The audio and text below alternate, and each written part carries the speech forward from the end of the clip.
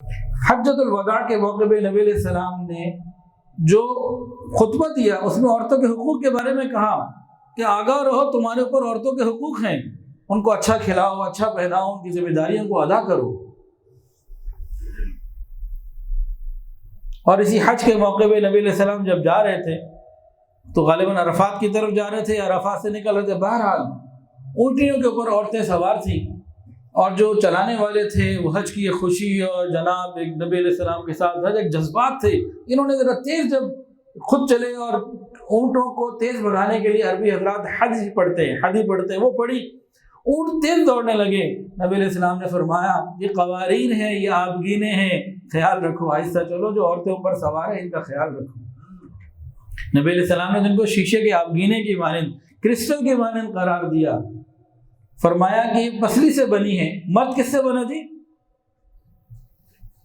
مٹی سے بنا، عورتیں پسلی سے بنی۔ پسلی ٹیڑھی ہوتی ہے، نازک ہوتی ہے، دل کے قریب ہوتی ہے، سارے اس کے اندر پوائنٹس ہیں۔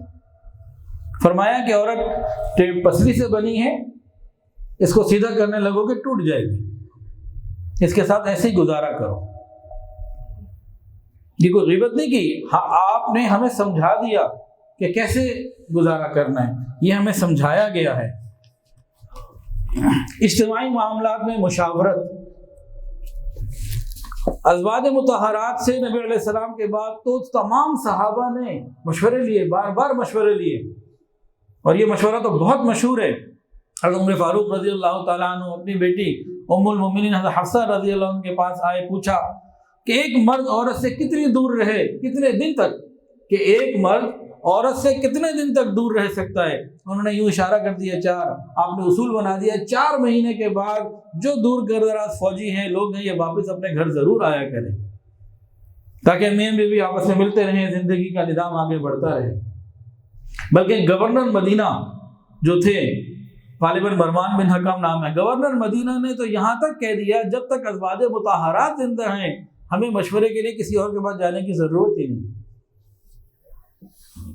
اسی طرح تعلیم اور افتاء، پوری شریعت اس بات کے اوپر ہے، گواہ ہے کہ امہات المومنین نے صحابہ کو دین پڑھایا، بڑے بڑے صحابہ ان سے جا کے دین سیکھتے تھے۔